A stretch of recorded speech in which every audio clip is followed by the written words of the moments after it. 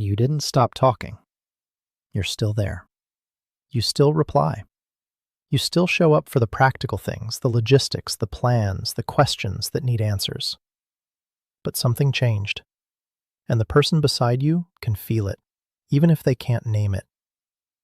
The conversation is happening, but the connection isn't. And from the inside, this doesn't feel like silence. It feels like managing, like protecting your energy, like choosing not to say things that aren't ready to be said yet. But from the outside, from the person on the other side of that managed distance, it feels like something else entirely. It feels like you left, without leaving. Today I want to show you 7 reasons someone can feel alone with you, even when you're always there. Because the silence that does the most damage in relationships is rarely the dramatic kind. It's the kind that looks like presence. My name is Daniel Mercer, and one of the things I've observed consistently in how emotional distance develops is that the most damaging form of withdrawal is the kind neither person can clearly identify. Dramatic silence is at least visible. If someone stops speaking entirely, stops responding, removes themselves, that's something both people can point to. It might be painful, but it's legible. What's harder, and what I want to focus on today, is the silence that exists inside apparent communication. The withdrawal that happens while the words keep coming. The absence that settles in without either person being able to say exactly when it arrived. This kind of silence doesn't feel like abandonment to the person creating it, but it is experienced as distance by the person receiving it. And that gap between how it feels on the inside and how it lands on the outside is where a great deal of quiet damage gets done. Here are the 7 reasons. Number 1, answering questions without engaging with the person asking them. The question gets answered, accurately, completely, sometimes even warmly, but something in the response is missing. The sense that the person asking was actually received, that their curiosity or concern or attempt at connection registered as something more than a request for information. There's a difference between processing a question and being present for the person who asked it, between providing the content and actually meeting the moment. When someone asks how your day was, and you tell them, factually, briefly, without much texture, they technically have an answer, but they don't have you. And most people, when they ask how your day was, are not primarily interested in the facts. They're reaching. They want to know if you're reachable. A response that answers the question, but closes the door to further connection, is a form of silence. Not the absence of words, the absence of what words are for. Over time, a person who consistently receives answers without engagement stops asking the deeper questions, not because they've given up, because they've learned that the answers, however accurate, don't actually lead anywhere. Number 2, sharing information but not experience. Something happened, something significant, or at least something that mattered, and you tell the person about it. The facts, the sequence, what was said and done and decided, but you don't tell them how it felt, what it meant, what you're still thinking about it, the part that's still moving inside you while you speak. And the person listening receives the story. They understand what happened, but they don't quite have access to you happening, to the version of you that was inside the event, present, affected, changed in some small way by it. This is a very specific kind of silence, the silence of the inner experience, kept back not through hostility, but through habit, through the long practice of processing privately and presenting publicly, of letting people know what happened without quite letting them know how it was to be you while it happened. And the person who receives information instead of experience, consistently, over time, starts to feel like they know about your life, but not your life. Like they're a step removed from something they should be close to. Number 3, being present in body, but elsewhere in attention. You're there, physically, in the same room, at the same table, sharing the same space. But your attention is somewhere else, on the day that just happened, the week ahead, the thing you're still turning over in your mind. And the person with you can feel the gap between your body and your attention. Most people are more sensitive to this than they let on. They notice the half responses, the slight delay, the eyes that are pointed in the right direction but not quite landing. They don't always say something, because naming it feels like accusing you of something you haven't done. You're right there, after all. They can't say you're absent when you're demonstrably present. So they absorb the gap. They adjust. They start calibrating their conversation for a person who isn't quite fully there. And over time, they start to feel a quiet loneliness that's very specific.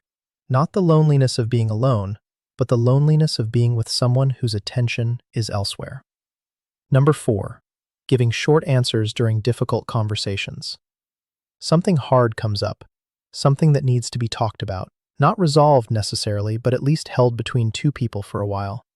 And one person starts to compress. Shorter answers, less texture, more functional, more contained. From the inside, this often feels like not wanting to escalate, like being careful, like managing the conversation so it doesn't get out of hand. The shorter the answer, the less risk of saying something that makes things worse. But from the outside, brevity during a difficult conversation communicates something very specific. I'm not available for the full version of this. This conversation is happening, but I'm not really in it. And the person trying to have the difficult conversation finds themselves doing most of the emotional work, filling the space, continuing to offer things, trying to find a level of vulnerability that gets met with something more than monosyllables. And often, they don't find it. So the conversation ends. Not because anything was resolved, because one person ran out of ways to sustain something the other person wasn't fully participating in. Number 5, stopping sharing the small things. This one happens so gradually that neither person usually notices it as a change. It's not a decision, it's a slow drift away from the habit of narrating your inner life to someone toward the assumption that they don't need to know, or wouldn't be interested, or that it's easier to just keep it. The small things, the passing thought, the thing you saw that made you think of something, the small irritation, the small joy, the detail that was meaningless except that it happened to you and you noticed it. These are the things that, when shared, create the texture of intimacy. Not the big conversations, the small ones, the ones that say, I'm letting you into my daily experience. I think of you when things happen. I want you to know not just the important things, but the ordinary ones. When these stop, the relationship doesn't immediately feel different. It still functions. The important things still get discussed. But something shifts in the quality of the connection. It becomes more formal somehow.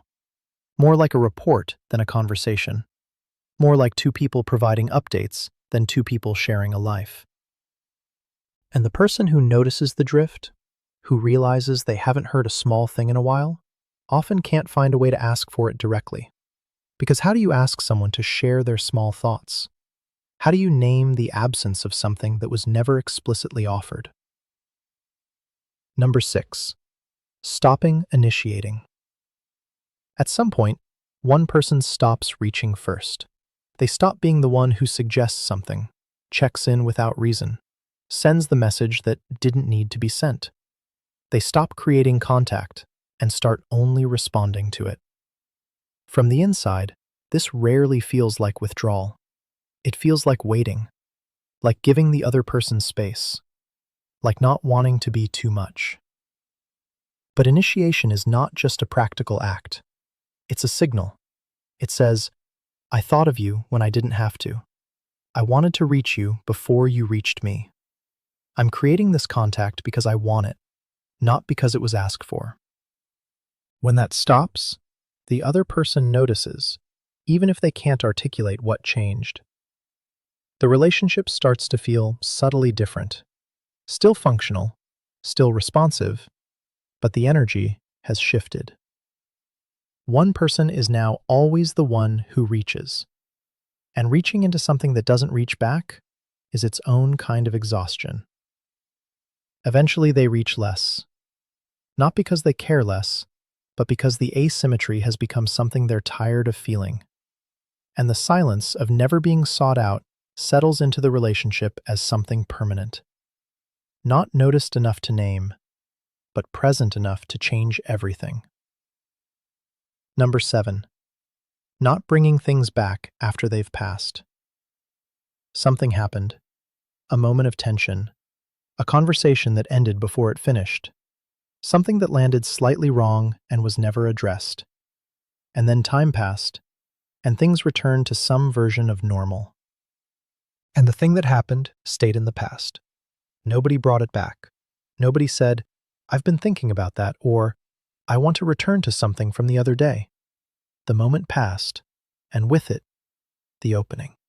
This is silence, not as an absence of words, but as an absence of return. The failure to go back to things that needed revisiting, the assumption or the hope that if enough time passes, the thing will dissolve on its own. But it doesn't dissolve. It deposits. It adds to the sediment of things that didn't get fully addressed, the layer of residue that builds up underneath the surface of an otherwise functional relationship. And the person who needed something to be returned to eventually stops waiting. Not because they've healed, because waiting for a door that doesn't open becomes its own kind of exhaustion. Here's what all 7 of these have in common. They're all forms of managed distance. Ways of staying in contact while limiting the depth of that contact. Ways of being present without being fully available. And the person doing them is almost never trying to hurt anyone. They're managing something, their own overwhelm, their own need for space, their own discomfort with the level of exposure that full presence requires. But the management isn't neutral. It has a recipient, and the recipient experiences each of these silences not as the neutral management they are on the inside, but as a signal. A signal about how much space they're allowed to take up, how welcome their inner life is, how close they're actually permitted to get. And the signal, accumulated over time, teaches the relationship something. It teaches the other person to calibrate, to expect less, to reach less far, to occupy a smaller space in the connection, because that's the space that seems to be available. What looks like stability from the outside is sometimes 2 people who have quietly adjusted their expectations downward until the relationship fits inside whatever was available. Not because they chose this, because the silence shaped it. Here's what I want to say about this. If you recognized yourself in any of these, the managed answers, the stopped initiating, the things you didn't bring back, I want to be clear about something. Most of the time, this isn't about not caring. It's about not having enough capacity, in that moment or that period, to be fully present. It's about managing your own interior in a way that doesn't leave much left over for full contact with someone else. The difficulty is when the management becomes the default. When what started as a temporary way of getting through a difficult period becomes a permanent setting. When the other person starts building their expectations around the managed version of you and stops asking for more because they've learned that more isn't available. By then, the silence has done its work. Not loudly, not visibly, just gradually, quietly, in the space between what was offered and what was needed. If any of this describes something you recognize, I want to offer one question. Not about what you should do differently, just about what's actually happening. What are you managing right now, and who is absorbing the cost of that management? Because management always has a cost, and in relationships, that cost is rarely carried by the person doing the managing. It's carried by the person on the other side, who experiences the managed distance as something about them, about how welcome they are, about how close they're allowed to get. They're not wrong to feel it. They're just probably wrong about the cause. And the gap between what you're managing and what they're experiencing, that's the conversation that would actually help. Not a confession, not an explanation of everything, just the small acknowledgement that says, I know I've been less available than usual. It's not about you. Most people can hold a lot if they understand what they're holding. Give them something to hold.